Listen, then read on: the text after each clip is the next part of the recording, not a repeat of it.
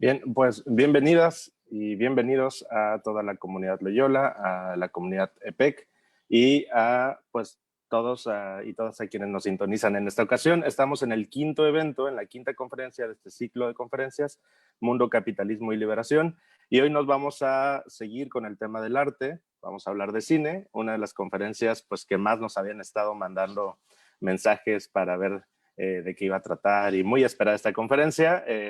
Entonces, pues bienvenidas y bienvenidos a nuestras compañeras y compañeros de aquí de Zoom, de Facebook Live y de todos los medios por los cuales nos van a contactar. Pues damos la bienvenida para que presente a nuestra ponente, a nuestra compañera del Espacio Popular de Exploración Cristiana. Recordemos que este ciclo de conferencias es organizado entre la Universidad Loyola y el Espacio Popular de Exploración Cristiana, y hoy, como parte del EPEC, nos acompaña Brenda. Hola Brenda, ¿cómo estás?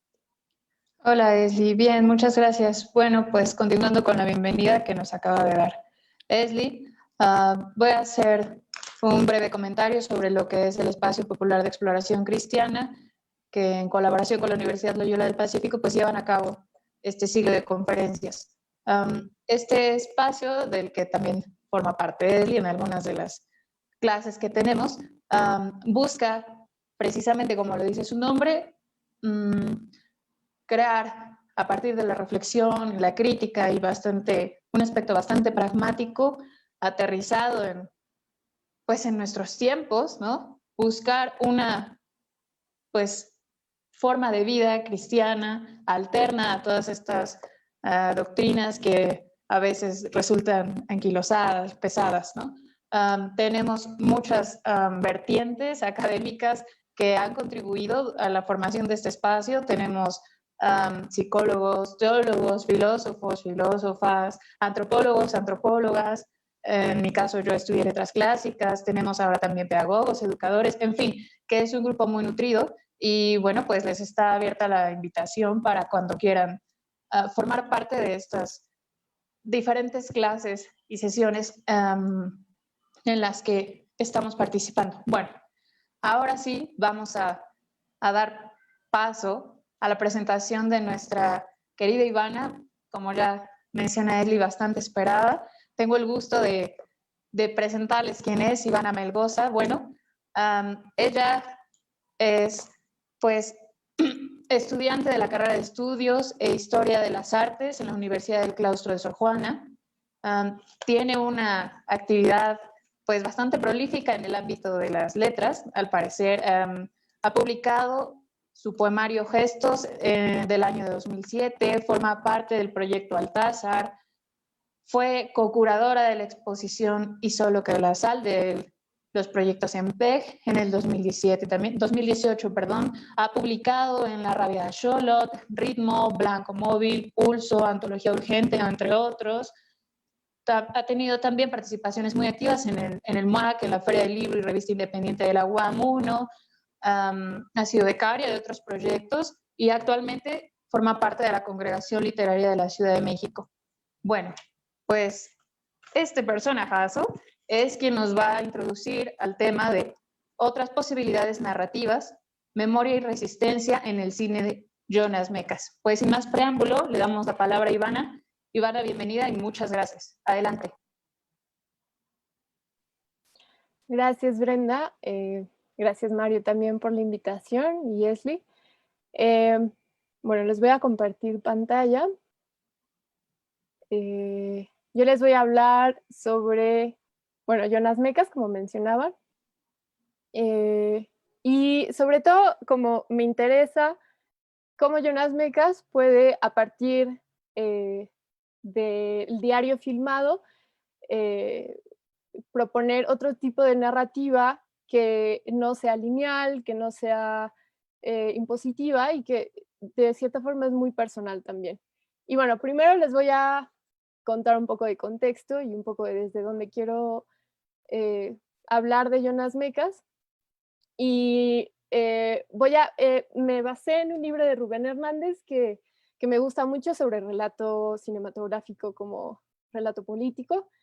Y bueno, primero voy a hablarles un poquito sobre Benjamin, por supuesto, en el autor como productor, que es este texto bastante importante que habla sobre superar la contraposición entre forma y contenido y proponer una reflexión desde la forma y no solo desde el contenido sobre asuntos políticos, porque a veces no basta con hablar sobre tal guerra o hablar sobre asuntos políticos, sino cómo se hablan de estos asuntos políticos, cómo se encuadra el problema, de qué forma se graba algunas cosas y otras no.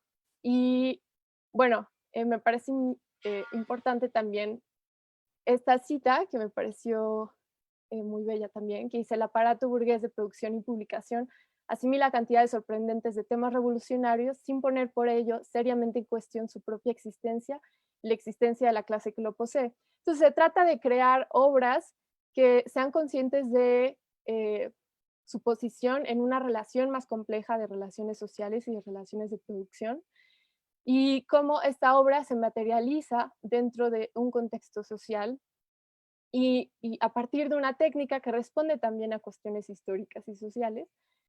Y bueno, precisamente a veces si se habla eh,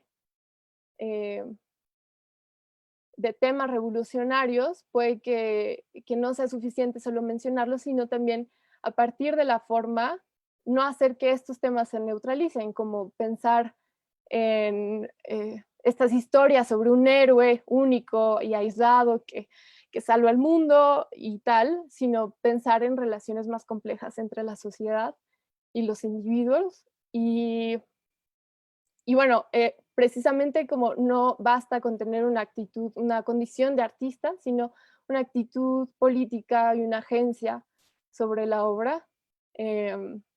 Y Benjamin precisamente habla y hace énfasis en no alimentar el aparato de producción sin al mismo momento transformarlo.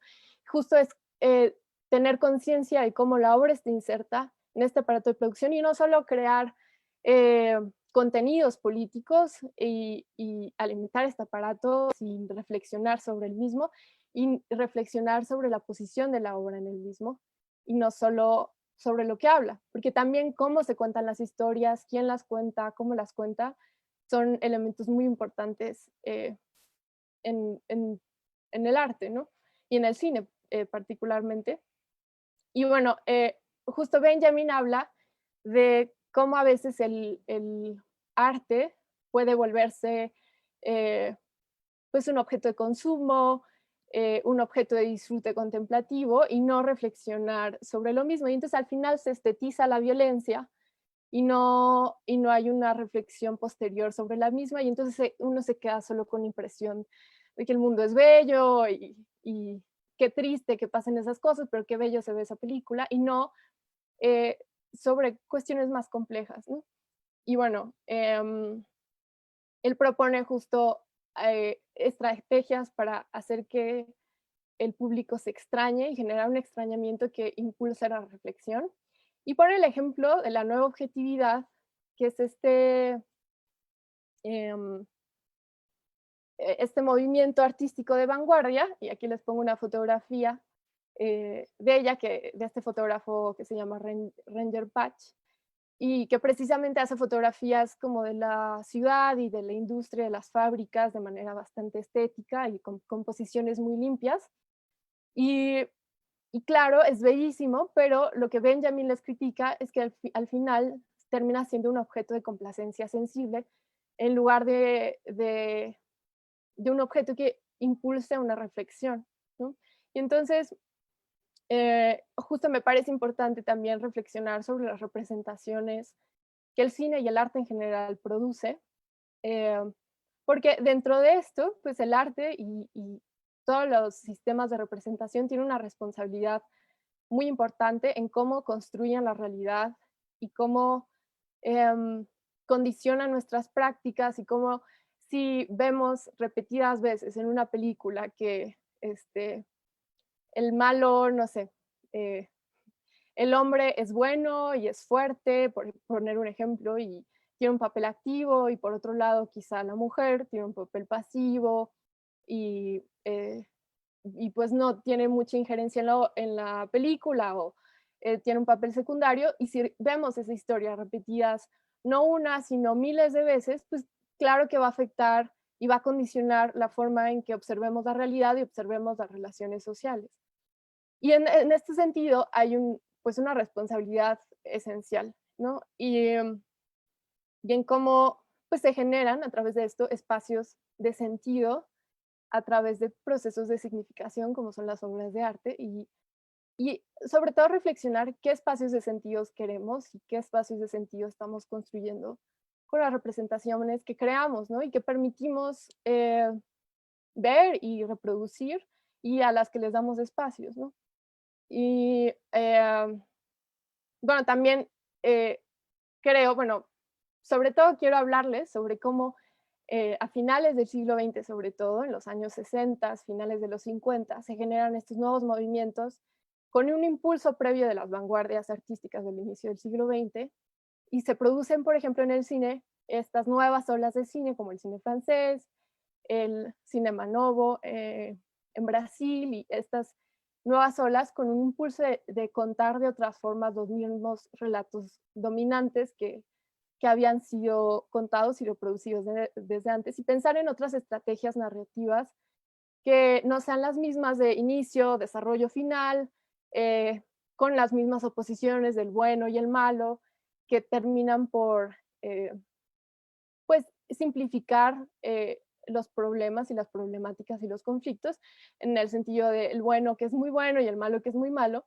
Y este, y bueno, sobre todo hablaremos un poco más sobre esto, pero me parece un momento histórico muy particular y fuerte, el de finales del siglo XX, porque hay un quiebre total con las narrativas anteriores y se quiere crear y transformar la realidad de otras formas, y no solo reflejarla o reproducirla en las obras, sino a partir de la misma forma de crear las películas, a través de los movimientos de cámara, pues hacer política, ¿no?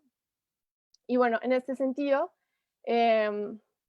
pues voy a retomar un poquito a Deleuze, que tiene este libro de la imagen en movimiento, que menciona también sobre cómo a partir de la Segunda Guerra Mundial y a partir de también la presencia de minorías y de la caída del sueño americano como tal y la caída de varias utopías, pues se repiensa la población y el pueblo en las representaciones, y ya no es el pueblo homogéneo, ¿no? Y único, sino una variedad inmensa de pueblos, ¿no? Y de minorías, y ya no se trata de hablar sobre la historia de un pueblo solo, sino las miles de historias que están insertas en él, ¿no? Y dice algo que a mí me parece muy bello, que dice: si el pueblo falta, si está ya en minoría, soy yo quien es ante todo un pueblo, el pueblo de mis átomos. Y precisamente esta idea del pueblo como una inmensidad de átomos y, de uno mismo como una inmensidad y como una cantidad de muchos otros, pues me parece bellísima también, y es parte de todas estas nuevas ideas que surgen, y habla precisamente de la fabulación de un pueblo que vendrá, y no de solo reflejar el pueblo que ya está, sino que a través del cine y del arte generar un pueblo nuevo y unas nuevas organizaciones sociales, y no solo reflejarlo, ¿no? Y, justo tratar de hablar sobre este pueblo ausente en las películas y que falta, estas minorías que no están siendo nombradas igual.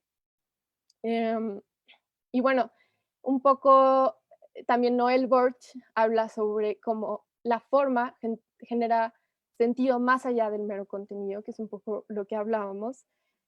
Y bueno, también puse esta cita de Godard, que me parece importante, que dice: el que dice contenidos nuevos debe decir formas nuevas, y el que dice formas nuevas debe decir relaciones nuevas entre contenido y forma. Y entonces, por supuesto que hay una quiebre con las narrativas previas, porque hay nuevos deseos, nuevas formas de pensar el mundo que no pueden responder a la misma forma de contar las historias que antes. Y justo esta exploración por nuevos lenguajes, pues explota y se mina en estos años, Y entonces hay una experimentación mayor también debido a que el cine comienza a ser más consciente del medio mismo del cine, de su materialidad, y ya no depende tanto de la historia, ¿no? Como antes, porque viene heredando ideas y estructuras, por ejemplo, del teatro clásico o de la literatura, y entonces la historia tiene un protagonismo en el cine, y entonces todos los elementos del cine están, pues se encuentran ayudando a esta historia en lugar de reflexionar sobre ellos mismos. Por ejemplo, el sonido solo ayuda para acrecentar la historia, para enfatizar en ella y no para reflexionar sobre el sonido mismo dentro de la obra total. Y bueno, también, pues justo estas nuevas formas de contar el cine, que ya no piensan en la cámara o en el cine o en la fotografía como un medio objetivo de representar la realidad, porque pues al final esta idea de una verdad incuestionable representada por el cine, pues termina por pues desgastarse, porque al final la forma de encuadrar la realidad, la forma de contar una historia, qué personajes salen, cuánto tiempo salen, en dónde se enfatiza el enfoque, ¿no? Y todas estas cosas son decisiones políticas al final porque desplazan y dejan de lado otras posibilidades. Y por supuesto que, pues sí, la forma de contar algo nunca va a ser objetiva del todo y siempre hay un sujeto atrás con una subjetividad y un interés en mostrar ciertas cosas y en ocultar otras, ¿no? Y entonces esta idea de visibilidad y ausencia, eh, pues es precisamente política. Y, y bueno, el asunto en estos nuevos cines es que ya no se trata de fingir que lo que se representa es objetivo, sino de hacer visible esa subjetividad, es decir, esto está siendo creado por alguien y no es una narrativa neutra y no es algo gratuito, ¿no? Y, y, este, y bueno, también me parece importante esta potencia para inventar un mundo que está siempre por llegar, ¿no? Que justo es una cita de Deleuze y que habla sobre que no basta de contar hechos políticos, revoluciones, de representarlas en cámara, sino de inventar una nueva forma de contar las cosas. Y bueno, me gustó esta cita enorme, perdón, en el texto inmenso. Yo sé que no está bien visto hacer presentaciones con mucho texto, pero no importa, me encanta. De Rubén Hernández que dice, el mundo viene a nosotros en forma de relatos. Seguramente estos relatos no nos aporten y de hecho nunca aportaron una explicación global y unitaria que otorgue un sentido definitivo a la complejidad y a la fatalidad aparente de lo real, pues las interpretaciones y los datos se suceden, se corrigen y se superponen. Pero en cualquier caso, los relatos son el único modo que conocemos para enfrentarnos a lo inexplicable, a lo inevitable, a las contradicciones constitutivas de la experiencia.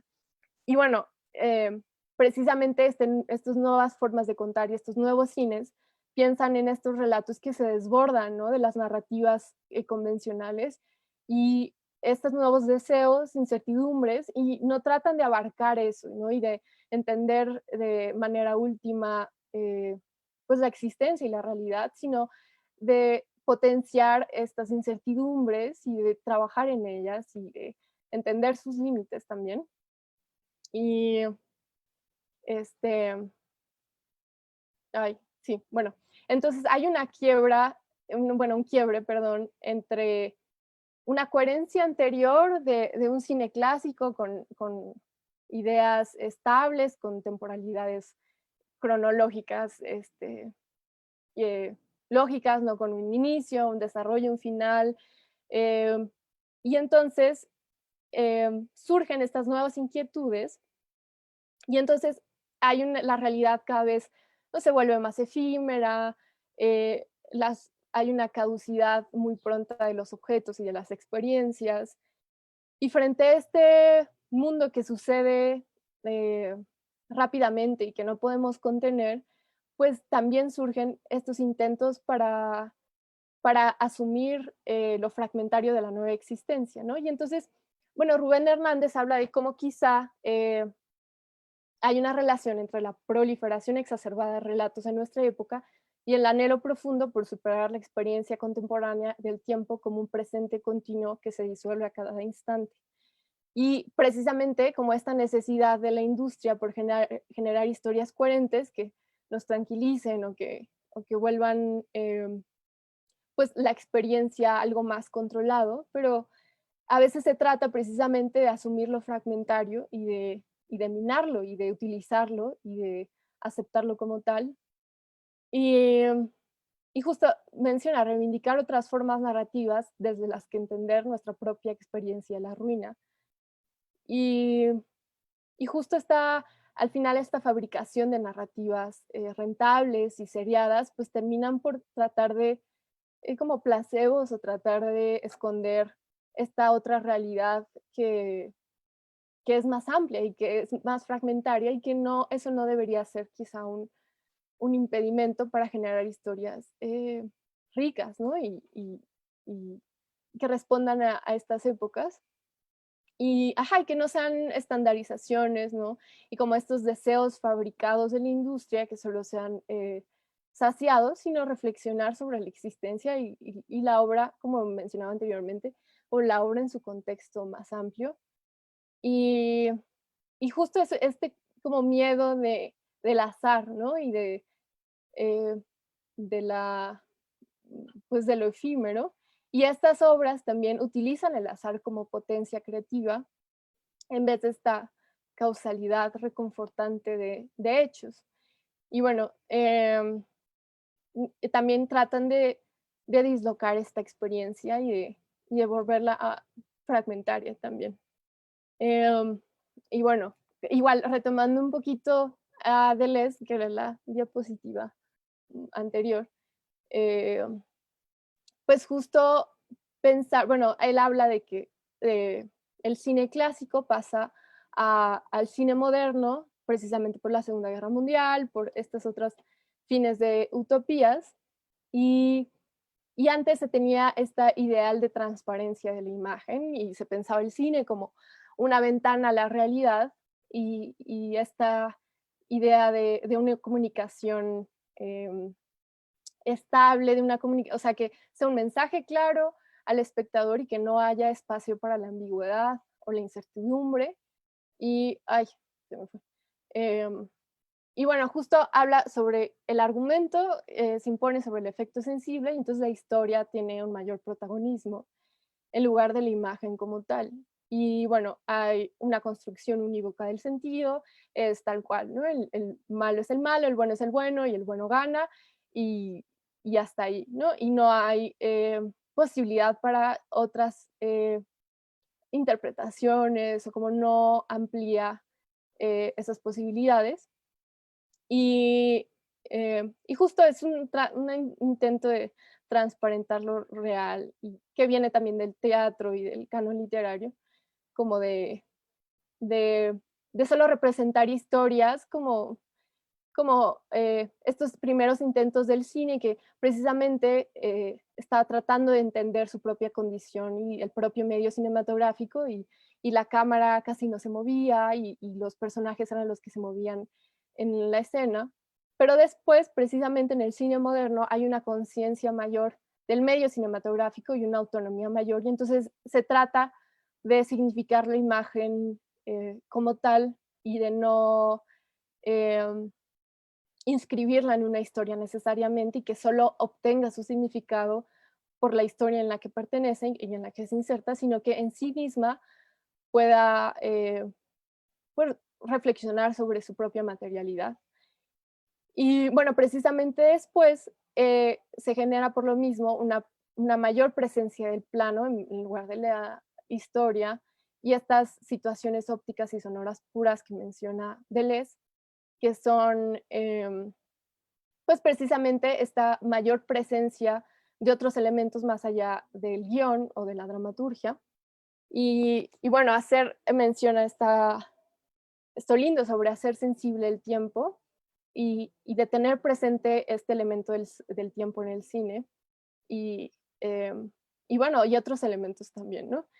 Y justo encontrar las fallas, los vacíos, los espacios que no se han experimentado tanto, y deformar la forma, vaya la redundancia, y tratar de volverla a pensar desde otros lugares. Y, y bueno, también lo que pensaba, bueno, lo que les decía sobre cómo estos códigos narrativos al final son históricamente asumidos y responden a un contexto más amplio.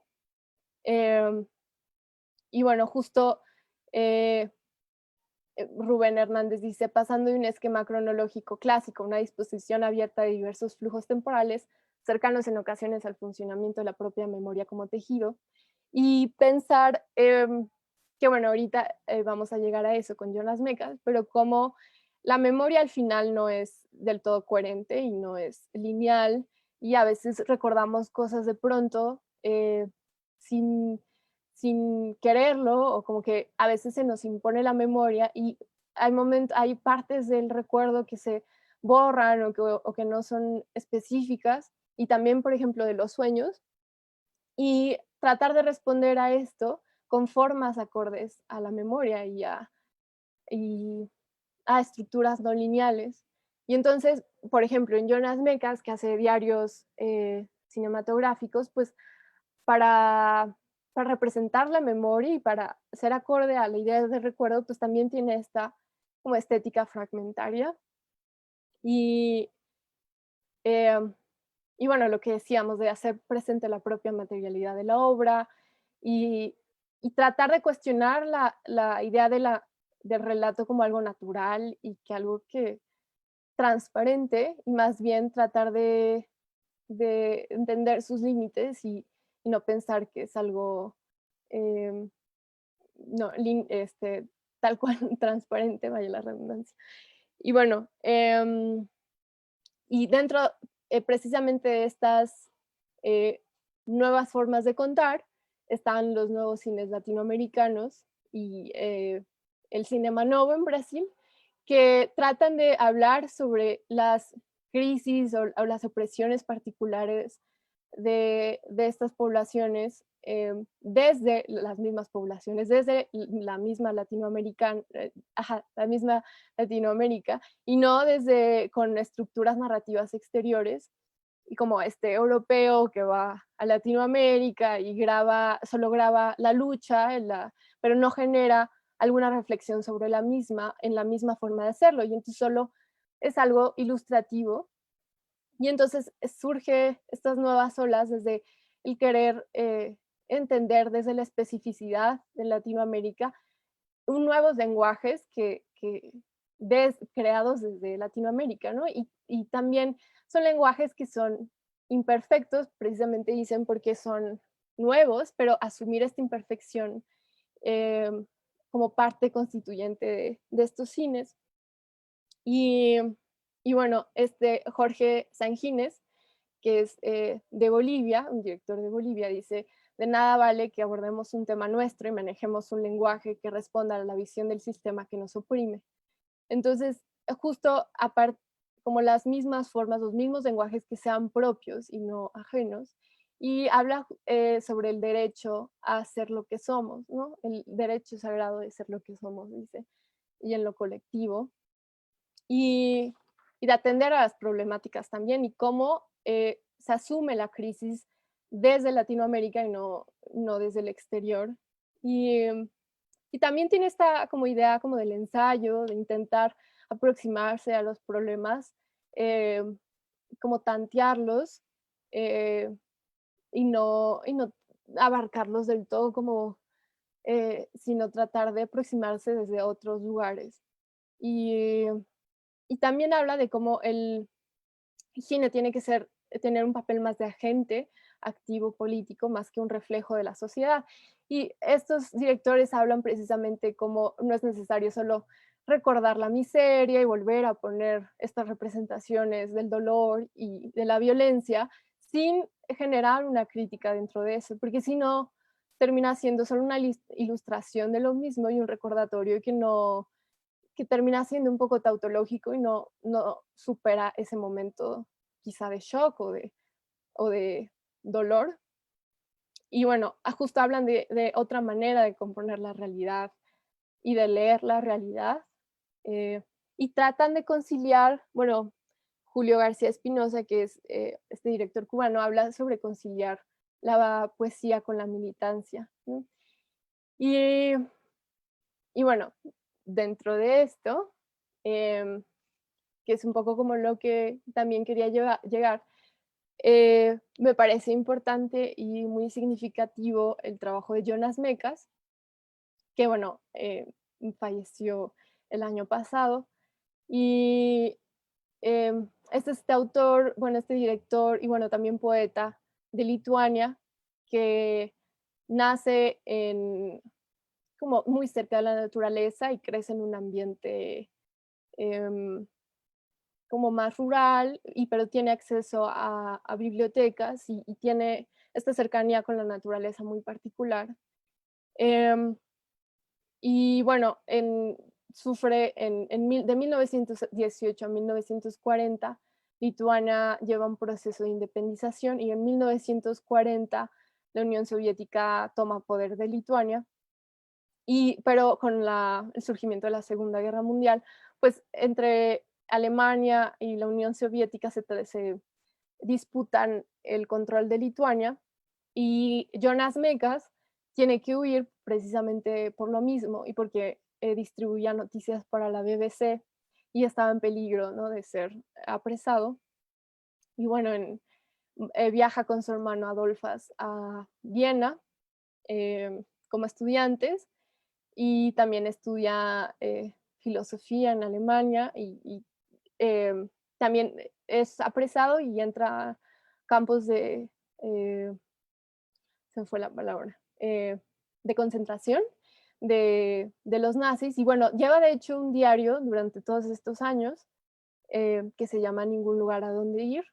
Eh, y también después de todo esto, en 1949, toma un barco de refugiados que lo lleva a Nueva York, a Estados Unidos, y también habla sobre este proceso de adaptación y cómo al final nunca se siente parte de Estados Unidos del todo y, y se siente un poco extranjero y precisamente a través del cine trata de recuperar aquel tierra natal perdida, aquella Lituania que dejó y también tratar de generar nuevos vínculos a través del cine mismo entre otros amigos y otros sujetos y otras personas dentro de Estados Unidos.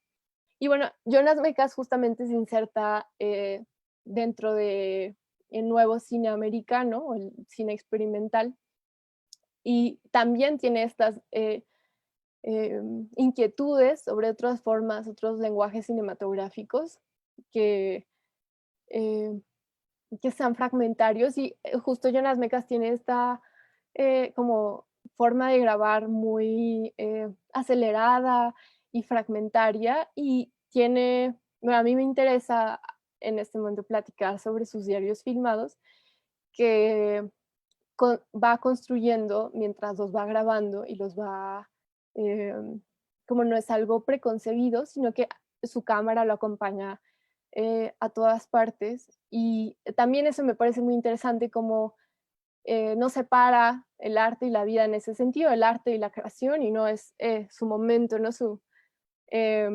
momento de aislamiento, de preparar el guión y todo eso, sino que es algo que lo acompaña a todas partes y cualquier cosa que ve que le interese mantener o conservar la graba. Y luego hace un montaje y en el montaje graba su voz en off y habla sobre el mismo, sobre los recuerdos y sobre el cine en sí. Y él tiene este acento pues lituano muy particular en que él habla en inglés en sus películas, pero genera este extrañamiento en el mismo lenguaje porque es este como acento imperfecto, pero justo esa imperfección es una potencia interesante, creativa también y eh, que hace que no sea como un documental tal cual, con un acento perfecto de alguien que está narrando los hechos que ve, sino que tiene ese aspecto muy personal en las películas.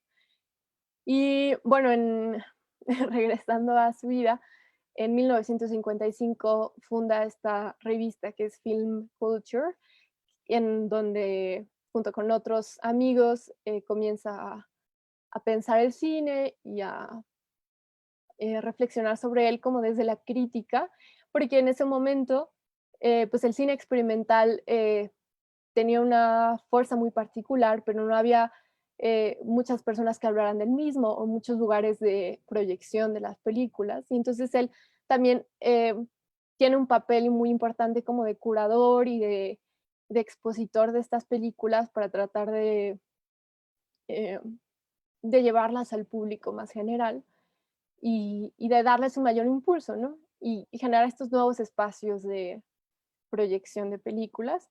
Y bueno, en 1970, con estos intentos de difusión de las películas, hace el Anthology Film Archives, que es un lugar que estaba en un teatro, que es a la vez librería y a la vez es museo y a la vez proyectan películas allí.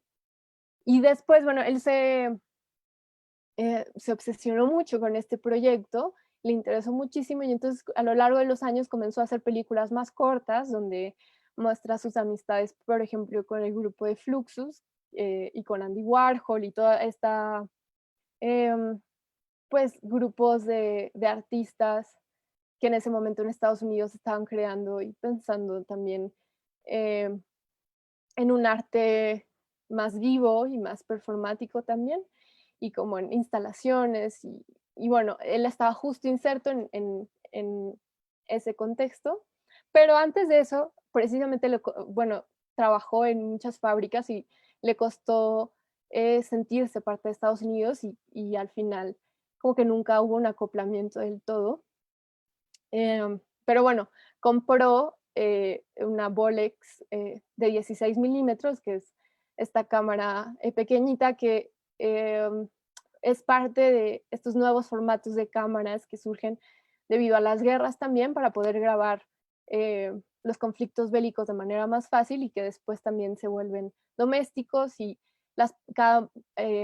como la clase media y media alta cada vez puede conseguir este tipo de cámaras a un precio más bajo y también como grabar eh, sus historias, sus momentos. Y entonces es más fácil que más personas creen cine y que no necesiten su estudio enorme. Y entonces también el cine se sale del estudio y hay más grabaciones justo como imperfectas, como de la realidad y del cotidiano, que tienen una potencia muy particular también.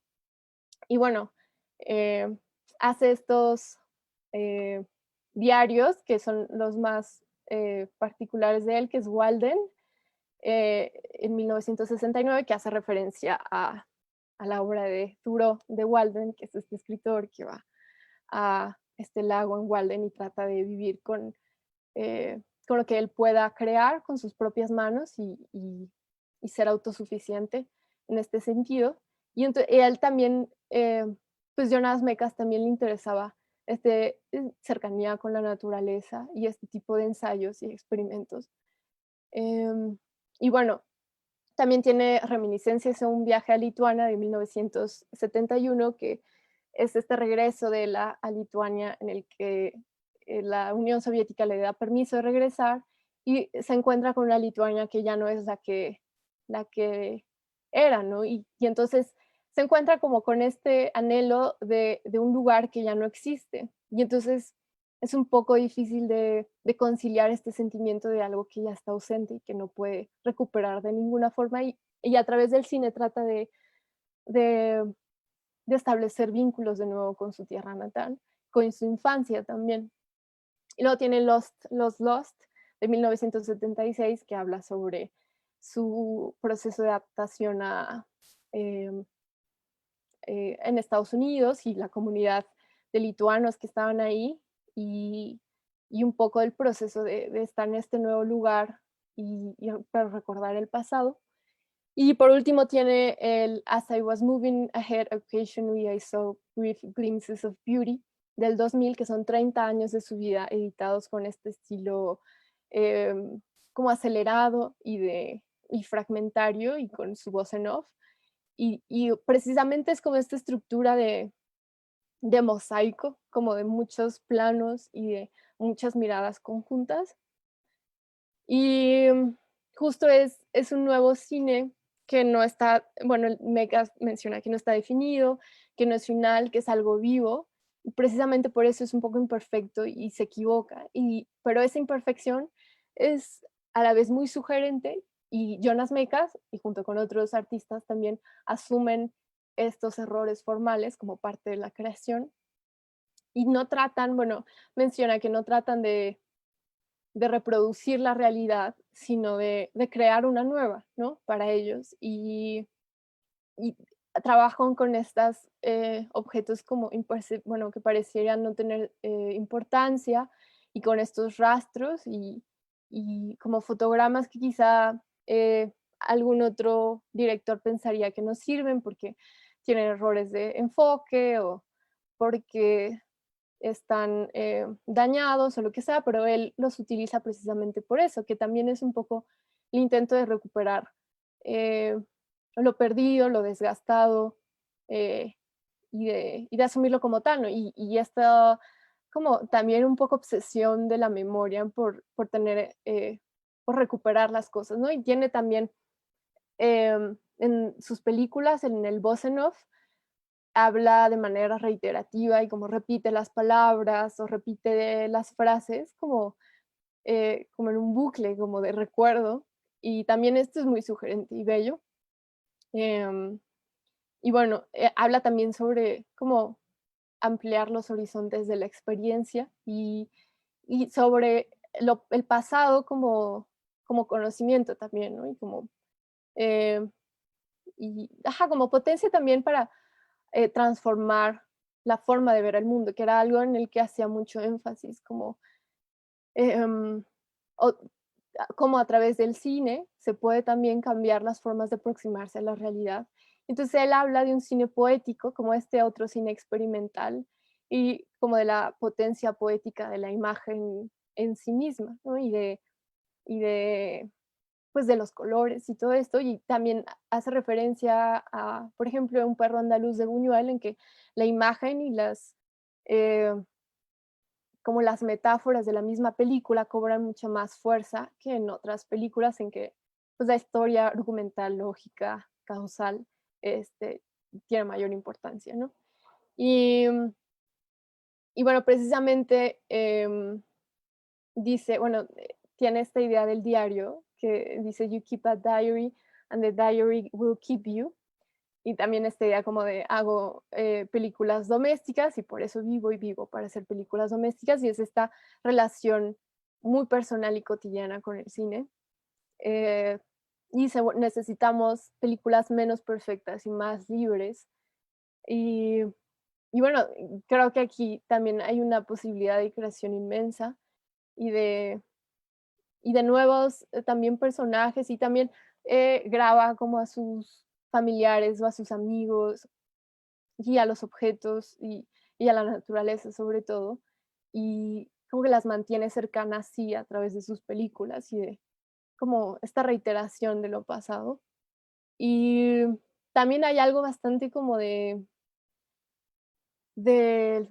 presente como vivo y de la improvisación, como precisamente se encuentra con los acontecimientos y no los eh, piensa con anterioridad, sino que a partir de verlos los va grabando y va construyendo sus películas a través de su presente y no a través de algo ya pensado.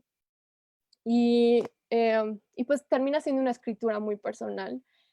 Em, y bueno, precisamente se inserta en em, pues cine doméstico, que sería como también nuevos géneros que surgen a partir eh, pues de estas nuevas cámaras, por ejemplo, que son más accesibles a otras personas de otras clases sociales, y también como nuevas inquietudes sobre grabar más lo personal que estas historias ajenas. Y bueno, el cine doméstico se caracteriza por pues, tener desenfoques, ¿no? Cortes abruptos, y sobre todo él siempre tiene la cámara en mano y entonces se genera como una cámara inestable en el que uno observa al ver la película los propios movimientos, el propio pulso del director que lo está grabando y entonces el cuerpo mismo del director, su nerviosismo, lo que sea, se ven implicados en la película y se ven reflejados ahí. Y entonces ya no es justo esta idea de un cine transparente y pulcro, sino que eh, se hace presente esta idea de la subjetividad del director atrás de la cámara y justo el cine como algo vivo eh, y muy cercano, ¿no?, a la vida. Y justo por esto tiene estos movimientos de cámara inusuales y ángulos y un uso pues, de los encuadres em, fuera de lo común y que no se inscriben en la narrativa convencional. También tiene una idea de la espontaneidad y del azar muy importante y también esta mínima construcción narrativa en la que, pues por supuesto que no planea o casi no planea, hay una eh, mínima planeación en las cosas que se va a encontrar, en las cosas que va a vivir, ¿no?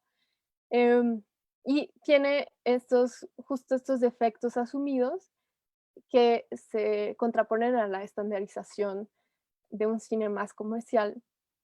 Y, y bueno, en este tema justo Deleuze dice, el cine no podía transcribir acontecimientos ya realizados, sino que necesariamente tenía que llegar al acontecimiento mientras se realizaba. Y esta idea de encontrarse con el acontecimiento y de crearlo mientras lo vas grabando y no de tenerlo ya planeado, sino de crear el presente en conjunto. Y también dice que el azar pasa a ser el único hilo conductor de estas nuevas inquietudes y nuevos cines, que no tiene que ser algo malo, sino al contrario, puede ser una potencia eh, muy particular. Y bueno, tiene ese intento de mantener el acontecimiento que pasa y que pasó. Y precisamente en esto, Roland Barthes tiene un texto bellísimo con el que estoy obsesionada siempre, que es La cámara lúcida, que menciona que la esencia de la fotografía es esto ha sido, ¿no? Y esta presencia que en algún punto estuvo frente a la cámara, pero que ya no está, que se ve en la representación, pero está continuamente desplazada, como que precisamente el sujeto que fue grabado ya no está, o que todos los personajes, precisamente todas las personas que son fotografiadas, van a morir en algún punto, y entonces está esa tensión entre la vida y la muerte también en la fotografía, y bueno, del pasado también, que esta presencia que ya no está, pero que fue y que estuvo en un momento frente a la cámara, y que pienso también que Jonas Mekas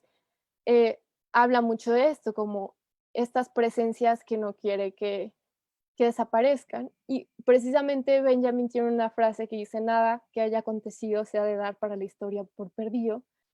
Em, y esta idea de mantener lo efímero a través de un medio que em,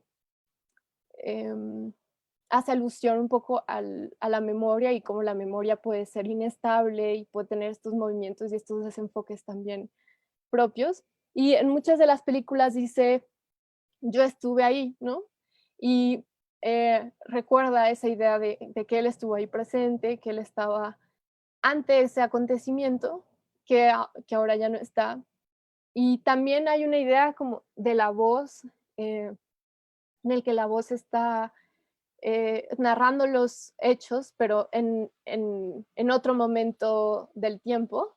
Entonces, él está viendo como las grabaciones del pasado y reflexionando sobre ellas y narrándolas, él como narrador como protagonista de su vida, pero el hecho de que hable del pasado desde otro momento temporal también genera un espacio muy fuerte de lo pasado, ¿no? Y esta idea de la reminiscencia eh, que se enfatiza con la voz, que ya no pertenece a ese hecho narrativo o esa como diégesis, por así decirlo.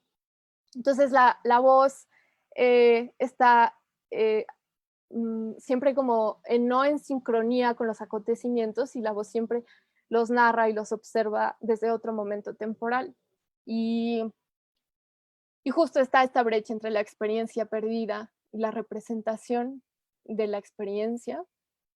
Y bueno, tiene esta cita que me parece muy bella de su diario que dice: debo observar este paisaje, debo retenerlo todo, tengo que mirarlo con 100 ojos, 600 ojos en silencio, miran a través de las ventanillas del tren. Y es esta idea de tratar de verlo todo y de captarlo y de mantenerlo cerca de él. Y bueno, les voy a poner dos fragmentos. Uno dura 3 minutos y el otro dura 1 minuto. Pero es un poco para que vean un poco a lo que me refiero, porque pues no es lo mismo hablar de la película que verla.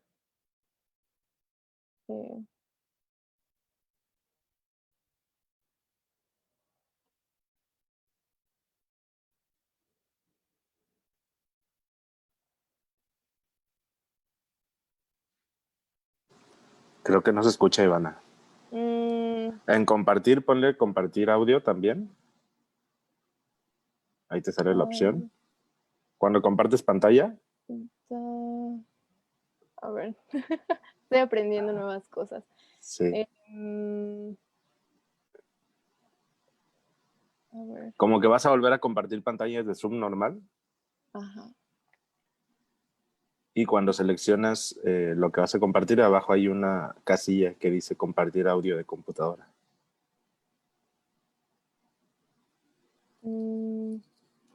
Es que me salen las opciones arriba. Bueno, puedo dejar de compartir pantalla. Ajá, deja de compartir y ya lo vuelves sin para. Pero está bueno aprender estas nuevas cosas. Compartir sonido, ya. Ahí está. Súper. A ver, igual me dice si... Voy a regresar. Sí, está cargando ahorita. Sí. Espera.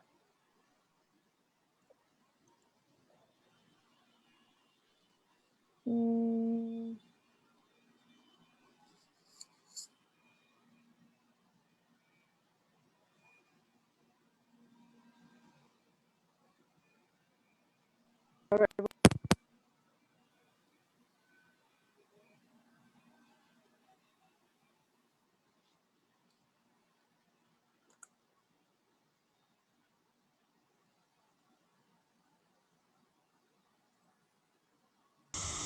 The summer. Ahí está. The evenings. The evenings. The evenings. The winter. The winter. The winter.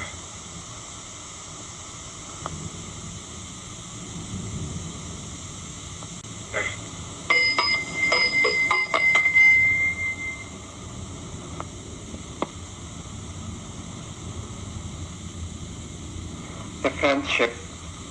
The friendship. The friendship.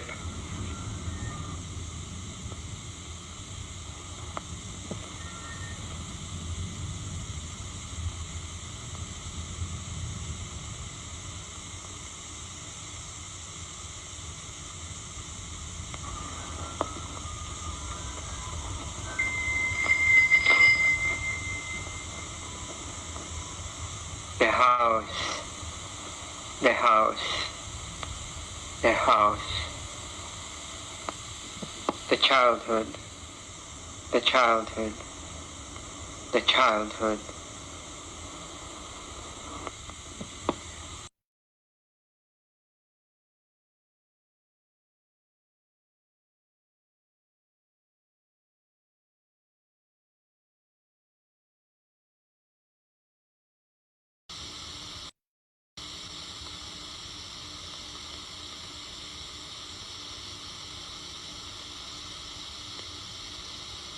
The window.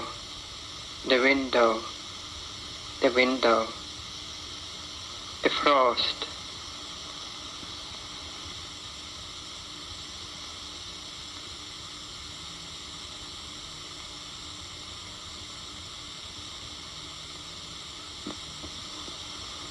the river, the river, the river.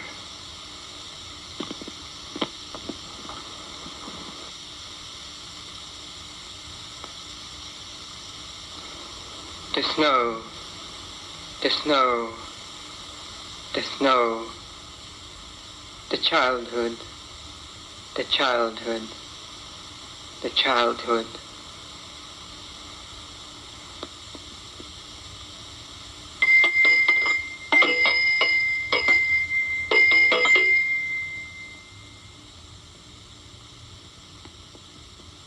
The field, the field, the field.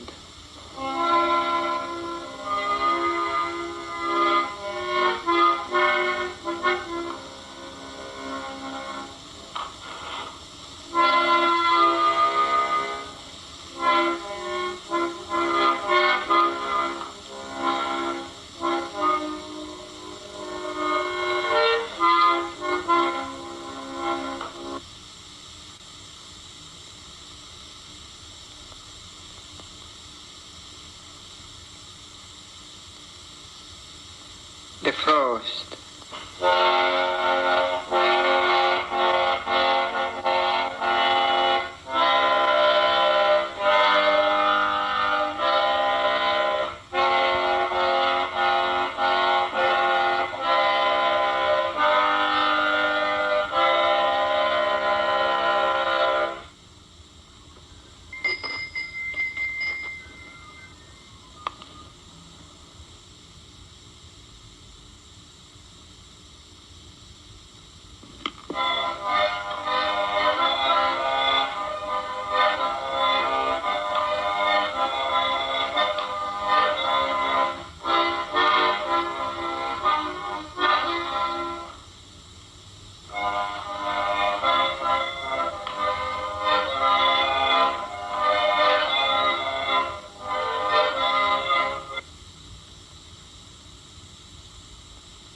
The hills, the hills,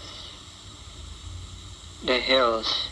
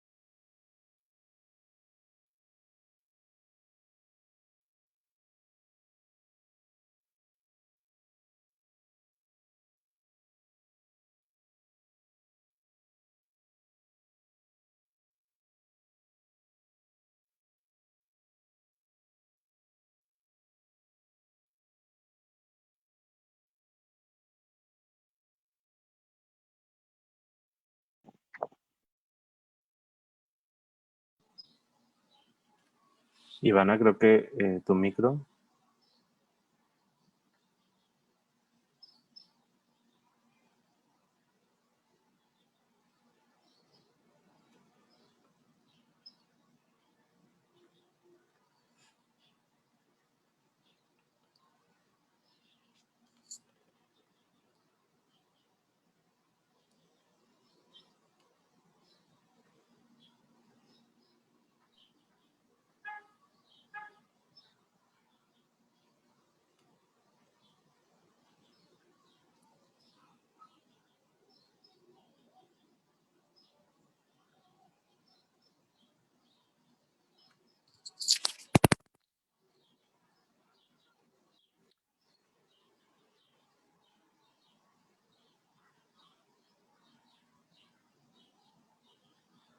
Sí, a ver,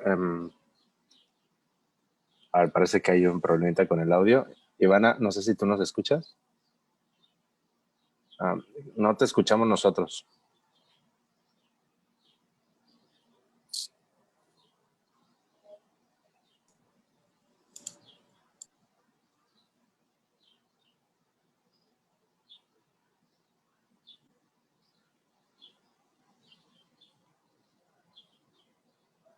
Ajá, si quieres.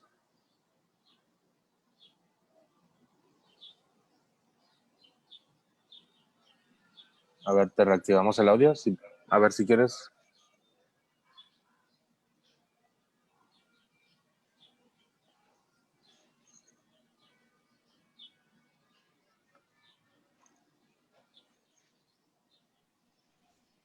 No sé si... Ahí está, ya. Ya te ¿Listo? escuchas. Ah, Ya te escucho. Sí. oh, me sentí toda una hacker. Ok, bueno, después de esta pequeño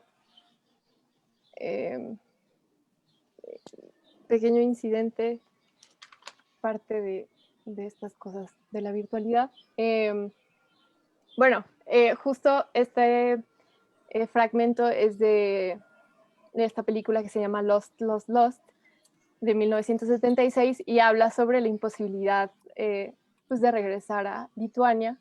Pareciera que Lituania es este personaje principal ausente, y habla un poco también sobre la prolongación del exilio, y hay un autor que menciona que justo que es Sergi Álvarez, que habla de que es un exilio, que son 3 exilios: el de llegar a Nueva York, el de estar inserto en un cine marginal, y también un exilio lingüístico, de no compartir la misma lengua materna. Y ahí está, creo que también habla de esta lejanía entre las palabras y nosotros, cuando estamos hablando una lengua extranjera, como que pareciera que no funcionan para nombrar las mismas cosas que queremos nombrar. Y justo habla de eso en su diario, de cómo él quiere decir ventana, y la palabra window en inglés no es suficiente, que creo que es langa en lituano, y justo este intento de recuperar algo perdido, y justo la voz también, que no está sincronizada con las imágenes, también genera esta como brecha. Y bueno, en su diario pone en silencio la nieve cae otra vez sobre los paisajes de mi infancia, y precisamente está cerca de la naturaleza, como de un paraíso donde el tiempo no pasa, y trata de volver a representar como esa idea de un tiempo que nada lo toca, y como de una eternidad. Y dice: estoy intentando desesperadamente crear un conjunto completamente nuevo de recuerdos con los que enfrentar las voces dulces que me llaman para que vuelva a casa, a una casa para la cual, lo sé, se borraron todos los caminos. Y bueno, es precisamente esta imposibilidad de regresar a una Lituania que ya ni siquiera existe. Y bueno, por último, me gustaron estas ideas de Emilio Bernini, justo sobre el prólogo de la edición de Caja Negra, Ningún lugar a donde ir, que agradezco infinitamente a la Vasconcelos por existir, porque está ahí y lo puede leer ahí, y que dice: la nostalgia es ante todo un afecto de elección, porque Mecas encuentra en ella la persistencia de un vínculo vital con aquello que se ha perdido. Mientras se siente nostalgia, escribe hacia enero de 1948, uno no está muerto, uno sabe que todavía hay algo que se ama. Y justo esta nostalgia, como el saber que sigue existiendo algo que lo une, como el saber, como este sentimiento de nostalgia lo sigue uniendo a esa Lituania que perdió, entonces no la ha perdido del todo. Y también dice: para Mecas el cine es la posibilidad de la comunión y a la vez el registro de ella, su preservación. Y bueno, es esta idea como de grabar a sus seres queridos cercanos, y de proyectar las películas, que también es parte del cine doméstico común, creo, en todas las familias, en que pues grabamos nuestros sucesos de la vida y luego las proyectamos a nuestros amigos o las vemos con la familia, y hay ahí un sentido de comunidad y de pertenencia muy bello y particular que él trata de, pues de representar. Y bueno, eso es todo, porque igual creo que me estoy pasando, pero bueno, en general justo quería hablar sobre Mecas y cómo a través de la memoria y estas nuevas inquietudes, de estos nuevos cines, pues genera pues otras formas de contar, ¿no? Y bueno, eso. Y gracias también.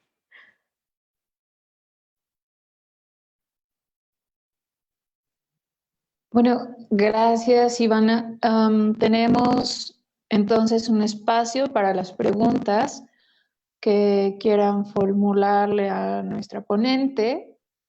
Está abierto el espacio, pueden plantearlas por el chat de aquí de Zoom o ponerlas por comentario desde el Facebook Live. O bueno, pues simplemente abrir su micrófono y pues plantearle su cuestionamiento o comentario a nuestra estimada Ivana. Por favor.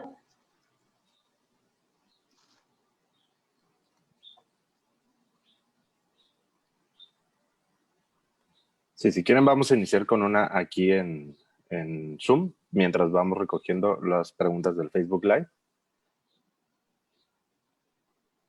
Quien quiera participar aquí. Bueno, no sé, aprovecho, Ivana, hola, ¿qué tal?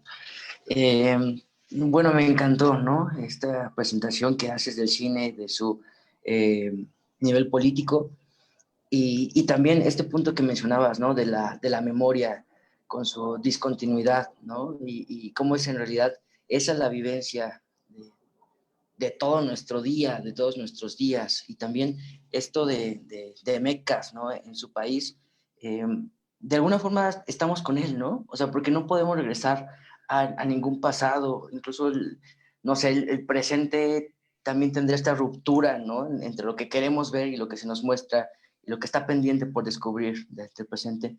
Y eso mismo de nosotros mismos, ¿no? O sea, como que hay muchos elementos ahí psicoanalíticos, ¿no? Muy, muy interesantes. Y no sé, o sea, pensaba también en esta libertad que podemos asumir también en el cine a partir de los medios, ¿no? O sea, esta misma transmisión de Zoom con sus errores es lo que lo vuelve más humano, ¿no? Le quita lo artificial. Y también con todos, yo creo, ¿no? Con las fotos, los videos que podemos tomar, esto. Pero ahora también se hace presente a un lado de eso, lo otro, ¿no? Como el discurso que tú decías de cómo tenemos que ser, ¿no? La indicación de subjetivación, ¿no? Y, por género, por raza, por nivel económico, ya todo dividido, todo establecido, y que nos mutila en muchas dimensiones, ¿no? Y, o sea, creo que, pues de alguna forma se desnuda esa intención política que está en el cine comercial, ¿no? De comercializarnos a nosotros mismos con todo y nuestros afectos y recuerdos y posibilidades de experiencia. No sé, se me hace que es una presentación bastante política la que muestras, ¿no? No solo de Meca, sino de todo el cine y todo el material masivo, ¿no? Que tenemos. Eso, ajá, ok. Y no sé qué tan, bueno, de alguna forma, seguro ya está, ¿no? Es la parte de la introducción que dabas, ¿no? Con mucho de Les y también con Mecas. Pero Mecas también tiene como esa preocupación, o no sé, ve como esa tiranía de, digamos, del capitalismo o de las formas que tenemos. Esa es mi pregunta. Sí, precisamente, bueno, tu comentario me hace como mucha resonancia con muchas cosas, pero sí, precisamente Jorge Jonas, que Meca se quería mantener en una posición crítica también frente a Estados Unidos, sobre todo Estados Unidos siendo representante de este cine como de Hollywood, como enorme y que trata de comerse todas otras historias posibles, y él se encuentra precisamente en el exilio con ese tipo de cine de manera muy cercana, y entonces siempre él se mantiene de una forma muy crítica con Estados Unidos y también con Europa, de cierto sentido, y él dice como, él no le gusta estar en ese lugar, dice como aquí todos están alienados y no sé qué, y tiene este como amor-odio a Estados Unidos, y precisamente se quiere mantener en esta posición crítica ante Estados Unidos y al lugar donde pertenece. Y creo que también dentro de eso están sus intentos que no solo son artísticos, sino prácticos en el sentido de abrir estos espacios como el archivo de cine del 1970 para proyectar películas. Y entonces es tal cual, tanto generar contenidos, tanto reflexionar sobre el medio cinematográfico, pero también generar espacios de proyección de las mismas películas. Creo que también ahí hay algo, una potencia política enorme en ese encuentro, ¿no? En el cine y en ese encuentro entre sus contemporáneos también y como esas inquietudes. Entonces sí creo que hay como esta posición crítica entre Estados Unidos y también un intento de cambiar eso y de generar nuevos vínculos. Y bueno, es que también él lo vivió de manera muy cercana trabajando en estas fábricas, ¿no? Y pues en unas condiciones terribles laborales en el que pues las manos, o sea, ya no podía agarrar la cámara bien o escribir bien porque las manos le dolían de tanto trabajar en la fábrica. Entonces estaba esta lucha entre mantener su humanidad y encontrar trabajo y repensar el cine, que me parece también un caso bastante privilegiado de encontrar formas de ser crítico ante esto y sobre todo también a partir de la poesía y, y del cine. Y sí, por supuesto que también pensé este día como de recuerdo y como esta estética de algo más opaco y borroso, que a mí me parece bellísima esa idea de lo borroso y de lo que no es tan nítido. Y precisamente hay una película que igual me encanta, que es Nostalgia de la Luz, que el director se me acaba de olvidar, pero bueno, es muy particular. Y habla sobre cómo incluso, bueno, es una película que habla en general sobre la búsqueda de familiares e hijos desaparecidos por la dictadura chilena, por las madres y también del mismo lado como de Patricio los... Guzmán. Eh, Patricio Guzmán. gracias, sí, justo, Patricio Guzmán. Y también del otro lado de los científicos y de los astrónomos que tratan de ver el cielo en Chile, que en el desierto de Atacama, que es privilegiado para ver las estrellas. Y, y justo a esta relación también hay una parte que un científico habla de cómo el presente, incluso el presente que creemos que tenemos más cercano, siempre está unos milisegundos alejado de nosotros y desplazado, porque el cerebro no puede procesar el presente de manera inmediata, y entonces siempre estamos viendo de cierta forma el pasado, y estamos viviendo un pasado por una cosa de milisegundos. Entonces también, bueno, esa idea me pareció también fascinante. Y, y cómo jugar con la memoria y que incluso el presente nunca es tampoco lineal, ¿no? Hay momentos en que el tiempo se dilata o se acorta y nuestra experiencia del mundo nunca es objetiva al 100%, ¿no? Y jugar con eso, con esa incertidumbre y esos como momentos entre, ¿no? Y ya no me acuerdo qué más. No sé si respondí a tu pregunta, creo que me fui mucho, pero sí. Muchas gracias, Esli, si me Ivana. permites. Esli, si me permites. Ivana, ¿y tu opinión respecto al cine de Terrence Malick en su última película, Hide and Life? ¿Cómo ves esta visión que tiene también el norteamericano de hacer cine en comparación a México, por ejemplo? Pues mira, te voy a fallar muy mal porque no vi esta última película. Sí, te fallo muchísimo, pero El cine en general de Terrence Malick, por ejemplo. ya. Pues mira, o sea, pienso como este nuevo, creo que es muy importante hacer énfasis en como las poblaciones, como leí este pequeño librito justo sobre nuevo cine, estas nuevas olas de cine latinoamericano, y pensaba, o sea, un director decía justo como la comunidad siendo protagonista de sí misma y, y enunciando sus propios relatos y enunciando sus propias inquietudes y deseos. Y creo que es muy importante como mantener esta idea de los sujetos enunciando y no siendo enunciados por alguien más. Pero, bueno, esas son como mis ideas en general, pero no tengo no tengo muy presente a Malik, porque a mí me pasa siempre que me encanta ver películas, pero las olvido a los 2 meses, lo cual es bellísimo porque las puedo volver a ver y me maravillan, pero tengo una sensación muy vaga de eso, pero tengo estas ideas sobre el nuevo cine latinoamericano que creo hacer énfasis y creo que son muy importantes. Y sí, no sé, igual, si tú quieres compartir tu opinión, me parece importante el diálogo y estaría bien.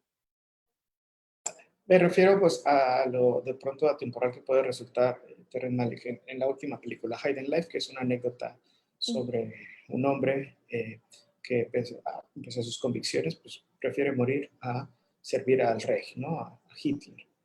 Pero también sus tomas son muy reflexivas, contrastan con los tiempos y la rapidez que se quiere mover el cine actual, en particular el hollywoodense, que es el que tenemos como en la mente, como en el imaginario colectivo. Pareciera que no hay otro cine más que el que se hace en Estados Unidos, entre comillas. Ahora con los streaming y las nuevas plataformas, pues podemos ver cine de todo el mundo, pero sí hay un patrón a seguir, ¿no? Terrence Malick me parece que rompe un tanto esto. Hay pausas, hay silencios que difícilmente podemos ver en el cine actual, digámoslo así. Y Mecas no ha sido tampoco muy visto, lo cual no está bien, pero porque no se han abierto los espacios para ello, pero el cine no pierde vigencia. Entonces, en Malick, yo en particular veo esto, ¿no? Esta pausa, este silencio, esta reflexión que hace falta en el cine y en la vida misma, en las producciones artísticas, cualquiera que ésta sea, pintura, literatura, etcétera, etcétera.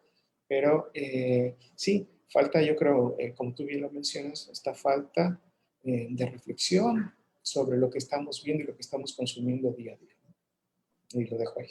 Gracias. Ya, sí, muchas gracias. Justo, precisamente, Glauben Rocha, hablando sobre cine brasileño, decía como que al final estamos heredando todas estas narraciones del cine norteamericano y aprendemos la vida a partir de ellas. Y creo que también pues es difícil enunciar tus propios relatos si tienes estas nociones heredadas. Y entonces en un momento en el que te encuentras con una crisis particular, no sabes cómo nombrarla porque tienes estas estructuras que no son realistas precisamente y que son estas ideas idealizadas del cine y no encuentras otras formas de nombrar tu propia existencia, tus propias experiencias, porque al final pues heredamos mucho de esas otras experiencias que no son realistas. Y sí, me parece pues, bellísimo también esa idea del silencio y de la pausa y de lo opaco, ¿no? De que no tiene que, todo tiene que ser instantáneo y de mostrarse inmediatamente y de como tiempo de reflexión también necesario y de calma y de descansar, ¿no? Que también, por eso a mí me interesa en lo particular las ideas sobre, por ejemplo, la pereza o estas ideas de descansar o la procrastinación también, como algo importante en la vida, ¿no? No todos somos, o sea, nadie en este mundo es una máquina de producción. La procrastinación también nos conforma como individuos, ¿no? Yo no procrastino haciendo las mismas cosas que otra persona y también las cosas que no hago conforman lo que soy, ¿no? O el hecho de no haber sido, no sé, pianista a los 7 años, también me conforma y creo que ahí hay algo también bellísimo, como el hecho de descansar. Bueno, también yo soy un poco floja, entonces no sigan tanto mi consejo, pero sí, o sea, sí creo que es algo importante y es algo que está muy mal visto, como este silencio, esta pausa, y creo que es algo esencial, ¿no? Y sí, muchísimas gracias igual. Concuerdo. Gracias. Acá tenemos un comentario que nos llegó por Facebook Live de la maestra Lauri Dueñas, que dice: felicito a la ponente sobre todo por la parte en la que criticas la belleza de la apología de la violencia del cine comercial y la propuesta estética de otro cine más poético, más humano y más utópico. Muy clara, bella y esperanzadora su ponencia. Además, tenemos una pregunta de Ángel Arellano que nos dice, ¿cómo podrías describir el estilo cinematográfico que acabamos de observar? Y una pregunta más de Carla América, que bueno, esa en un momento, si quieres responder primero la de Ángel, Ivana, por favor. Sí, muchas gracias por las palabras. Igual me parece importante justo ese otro cine más poético y personal. Y creo que el estilo cinematográfico a la vez es difícil, ¿no? Porque justo es una propuesta artística que trata de salirse de los límites, de desbordarse. Entonces, también tratar de acomodarla en alguna cajita puede ser contraproducente, pero sí se suele como identificar justo como cine, como diario cinematográfico, como cine doméstico y también dentro de los movimientos como en el nuevo cine americano y el cine experimental en general, ¿no? En el que justo el intento es salirse de los límites y pensarse y volverse a pensar y creo que también surge de estas nuevas movimientos artísticos que también que piensan sobre el mismo medio y a veces también se vuelven más reflexivos en lugar de argumentales o, por ejemplo, de hacer una pintura que retrate un paisaje, en lugar de eso, reflexionar sobre la idea de paisaje y sobre la pintura misma en la representación, en lugar de solo representarlo. Entonces creo que surge también de todos estos nuevos movimientos de vanguardia de finales del siglo XX y, y pues sí son algunas categorías que quizá te podrían guiar si quieres investigar más sobre eso, como el cine experimental o diario cinematográfico, pero en verdad esto se trata de salirse y de sentir y de como repensar los límites de todo. Entonces, bueno, eso, no sé si, em, no sé si respondí, pero bueno, son ideas. Gracias. Acá tenemos el comentario de Carla, pues no es un comentario pregunta. Dice, es una conferencia muy explícita ante el contenido cinematográfico que se presenta, tomando en cuenta que está separado y nada ligado a los formatos que se nos hacen ya comunes actualmente, porque se ha copiado, porque se ha generado nuevamente, porque es moda, porque la estética lo exige de esa forma. Y me encanta que Mecas rompe con el molde preestablecido general.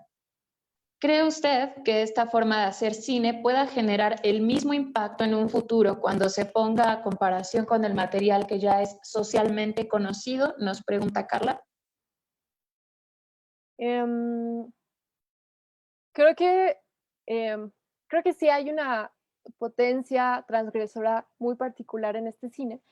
Y por supuesto también hay una problemática en general con el arte que transgrede o el arte que trata como de vanguardia, que al final sucede que con el paso del tiempo la industria cultural o retomando Adorno y Horkheimer, esta industria y igual el capitalismo trata de procesar estos nuevos intentos de salirse de la caja y volverlo también algo homogéneo. Y entonces termina sucediendo que se vuelve como este cine que trataba de ser experimental, termina repitiendo sus mismos formatos, sus mismos patrones y al final es como procesado por la industria y por el mercado y entonces ya es un nuevo medio de consumo novedoso, ¿no? Porque tiene todas estas nuevas formas, por ejemplo, que es algo que también sucedió con las vanguardias del inicio del siglo XX, en estos intentos de transgredir, en estos nuevos formatos, y al final lo que vemos es una bolsa con el urinario de Duchamp que se vende y que es ahora una mercancía y que termina con su primera potencia de reflexión y de transgresión y se vuelve otra mercancía más. Entonces sí está este peligro constante de un cine y de un arte que transgrede, pero que al final es procesado por la industria y se vuelve un objeto de complacencia más. Y, y está ese peligro, pero también creo que Meca se vuelve como tan personal y tan hace referencia tanto a la herida y también se vuelve tan honesto y poético, y es también difícil de seguir si solo estás acostumbrado a ciertos formatos de películas como más taquilleras quizá, y entonces sí es un poco cansado la velocidad con la que lleva las tomas, y eso ayuda a que te mantenga no en una complacencia total sensible, sino que te coloque en una posición activa frente a la película. Y creo que sí hay una potencia ahí en la memoria y en estos temas que siempre está un poco en peligro de ser absorbida por la industria, pero también el hecho de como su posición de exiliado y de marginal eh, también ayuda a generar un poco de resistencia frente a estos otros órdenes representativos. Y pues espero que sí en el futuro siga teniendo esta capacidad. Y yo confío que sí, porque hay algo ahí bastante poético y personal que tiene una fuerza pues sin precedentes, ¿no? Bueno, claro que hay precedentes, pero tiene una fuerza muy, muy específica y personal suya. Y, y no sé si, nunca sé si respondo las preguntas, pero cualquier cosa me dicen también. Gracias, Ivana. Tenemos ahora una pregunta de Lauri Dueñas.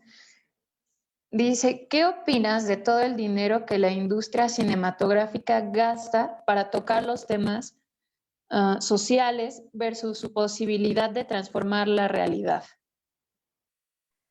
Ya, sí, esta pregunta es muy interesante también, que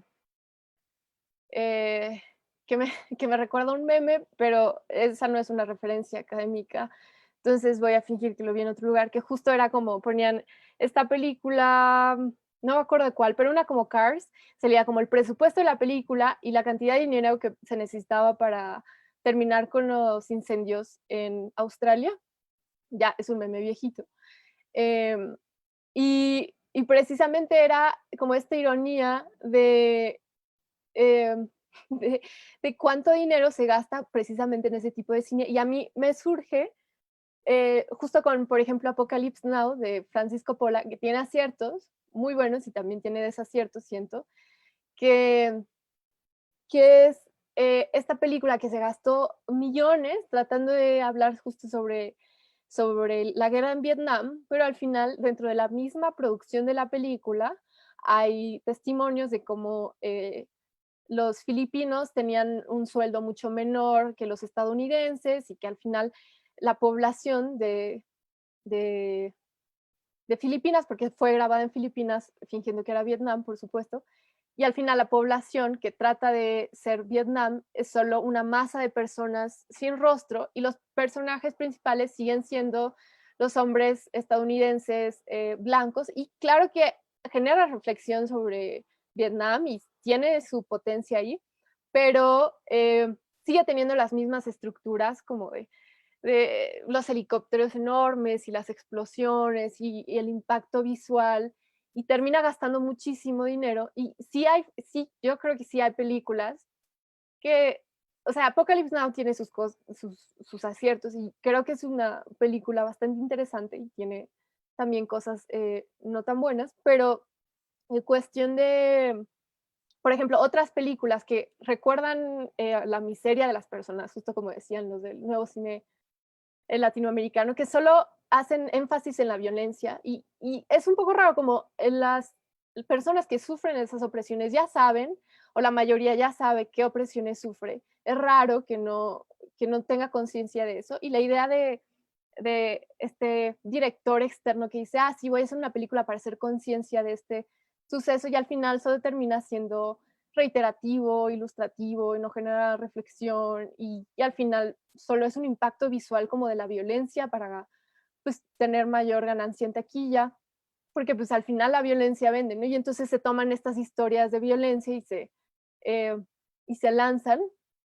Y sí, creo que hay películas que deberían repensar muchísimo, si no, cómo se están haciendo, sí, en gastar su presupuesto en problemas concretos, ¿no? Y creo que, por ejemplo, hay documentales o ciertos proyectos que sí tratan de ayudar o que son hechos por la misma comunidad y tratan de establecer contacto, y el documental en sí ayuda para compartir estos relatos fuera de la comunidad y dentro de la comunidad misma, y sí tiene una potencia particular, claro que hay como presupuestos que sí tienen un impacto, que la película que se hace sí tiene un impacto particular, o que son, creo que también surge en esta idea de la nueva ola francesa y todos estos que tratan de hacer películas de bajo presupuesto, que creo que también sigue un poco esa idea, como de no hacer estas super escenas tratando de hablar de un combate o de algo sin ayudar y solo como tratando de extraer esas historias para beneficio personal. Y, y sí, eso, porque si no ya me sigo, pero sí, un poco eso. Gracias, Ivana. Acá tenemos una pregunta y comentario de Alejandra Blanedo. La pregunta es, ¿cómo podemos normalizar el educarnos en las escuelas con cine que no sea comercial, a modo de que poco a poco las generaciones nos desprendamos de las romantizaciones no realistas a las que nos sometemos con el cine comercial y que muchas veces de manera errónea tomamos como referencia? Sí, creo muy importante esto, precisamente como esta cuestión de la comunidad, y en este caso es la escuela, ¿no? Pero creo que en cualquier comunidad como de amigos o de conocidos, creo que es muy importante este momento de encuentro, de ver películas y otras películas con otras narraciones, y también el diálogo posterior de las películas, que enriquece muchísimo esto. Y sí creo que en cuestiones académicas sobre todo, sería muy importante em, repensar en los contenidos que se dan, no solo en si hablan o no de política, sino en la forma de mostrarlos.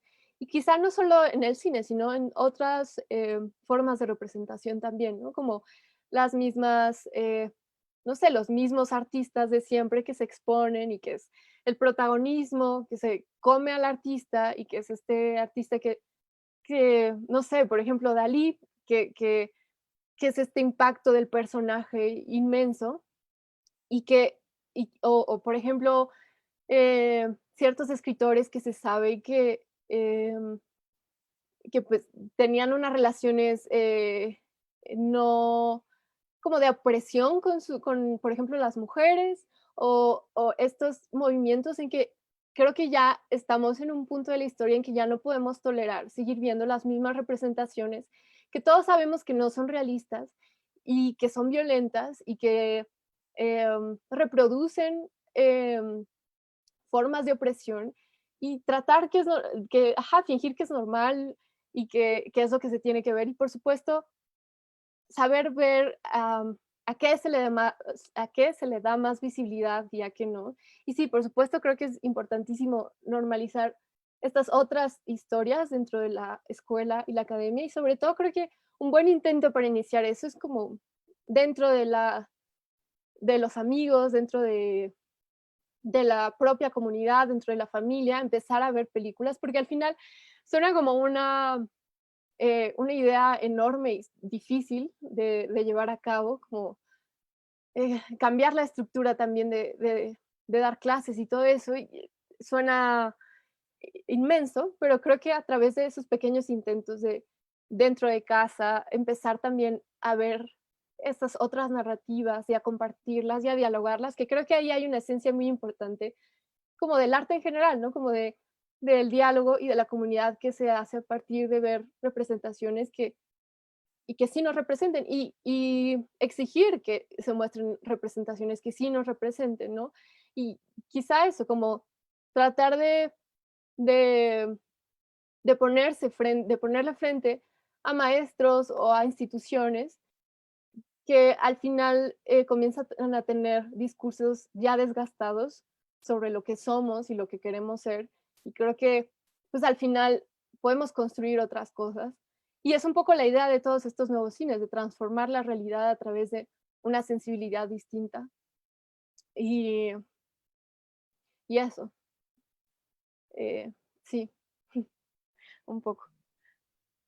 Gracias, Ivana. Acá tenemos una siguiente pregunta de Sofía. Dice, ¿cómo se podría generar más interés del público en general para esta forma de hacer cine sin comprometer la esencia de las películas? Mm, creo que em, creo que también tendría que ver como, o sea, siento que yo por supuesto soy reacia y me encanta este otro tipo de cine, pero también hay cines en que quizá no reflexionen tanto sobre la forma y también son buenos, ¿no? Y creo que hay algo ahí en la cuestión de asumir el alcance de cada película, como quizá yo estoy, no sé, haciendo una película sobre tal conflicto y no estoy reflexionando tanto sobre la forma de hacer la película o no es tan experimental, pero estoy asumiendo eso y estoy tratando de hacer otras investigaciones eh, desde otro lado, ¿no? Y sí creo que es importante seguir reflexionando sobre la forma y creo que solito también el cine y las formas, como las películas que se crean, pues entran en diálogo continuo entre sí y hay una comunidad de creación de representaciones en que sí creo que ha habido un cambio y que comienzan a haber cada vez más cambios en torno a las representaciones y en torno a las formas de generar cine. Y, y no sé, creo que yo, o sea, sigo creyendo que en la cuestión de tanto en la educación, pero no solo eso, sino en el encuentro con otras personas y eso es que se puede pensar en otras formas de representar la realidad o de aproximarse a ella. Y claro que no tiene que ser todo siempre muy experimental o no tiene que ser todo, eh, no se tiene que dislocar la forma siempre, pero tener en cuenta estas otras posibilidades y acercarse también a estas si nos funcionan y si nos ayudan a expandir nuestro ser y nuestra experiencia y pues nuestra sensibilidad también. Y, y no sé si iba por ahí la pregunta, si no, igual me la puedes repetir y puedo. Em, y si no, si alguien más tiene alguna, también puedo malinterpretar otras preguntas. Bueno, no creo que estés haciendo eso, pero de cualquier manera les invitamos a seguir vaciando sus opiniones y dudas en Facebook, puesto que ahora sí ya por cuestiones de tiempo vamos a plantear la última pregunta y bueno, pues dejamos el espacio abierto en Facebook para que sigan en contacto con nosotros y con Ivana, a quien le podemos hacer llegar tanto sus comentarios como las dudas. Bueno, ya finalmente, Scarlett te pregunta, ¿cómo te atraviesa a ti esta manera de asumir la memoria? Creo que, bueno, me parece una pregunta bellísima. Y creo que la memoria a mí me atraviesa, em, pues aunque yo no lo quiera, creo que em, en mi cotidiano y también creo que yo resoné muchísimo con Mecas cuando lo vi porque yo trato de anotar todo lo que quiero recordar cada día y llevo un registro, o sea, guardo todos los papelitos, todos los tickets, todas las cosas que me puedan recordar a un momento. Y creo que la memoria para mí es algo muy presente y creo que es algo que insisto mucho quizá también en mi práctica, como esta cuestión de mantener las narrativas, de sostener las narrativas que quiero en mi vida y, y también de compartirlas. Y creo que a través justo em, de la poesía también y de la literatura y del cine, y el cine y la fotografía, y creo que me fascinan tanto y como siento que me atraviesan de manera personal en mi día a día, porque son esta idea de la fotografía y del cine de sentir o creer que estamos viendo algo que es objetivo, pero que siempre está desplazado, ¿no? Y que referente a la fotografía, la persona que está ahí, estuvo algún día ahí, pero ya no está y, y está continuamente diferida. Y, y, y no sé, me parece bellísimo y creo que eh, creo que sobre todo también, que es algo que me faltó mencionar, pero por ejemplo en el cine de Jonas Mekas y en este tipo de representaciones, creo que hacen énfasis sobre todo en que primero somos seres humanos y después somos artistas, ¿no? Y que respondemos a la realidad y que nos aproximamos a ella juntos y que al final son cosas que nos conectan, ¿no? Como la memoria y el recuerdo. Y no sé, creo que son también esta idea de querer mantener lo que creemos que es importante y significativo y que nos puede salvar, ¿no? Justo hay una cita que no dije, pero que me parece también maravillosa de Stanley Cavell, que es un filósofo norteamericano que habla sobre justo el Walden de Thoreau, que dice: el motivo del experimento no era aprender que la vida en Walden es maravillosa, sino aprender a dejarla. Y justo es este tipo de experimentos. No, en este caso fue el experimento de vivir en un lago con las propias, viviendo con lo que pudieras crear con tus propias manos. Y justo a veces las cosas que hacemos no son para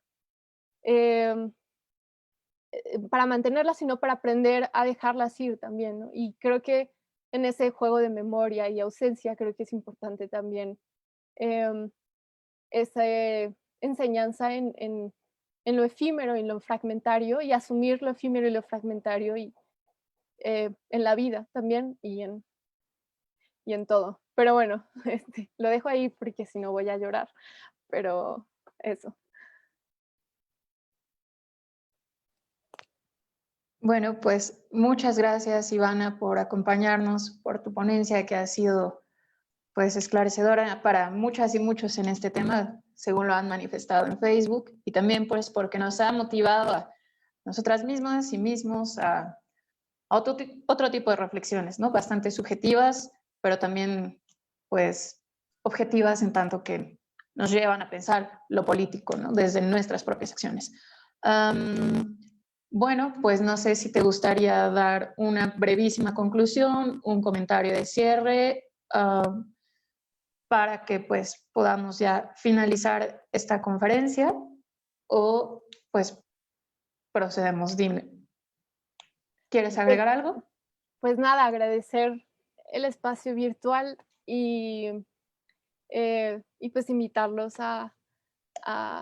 pues a pensar y a ver películas y eso, no sé. Gracias.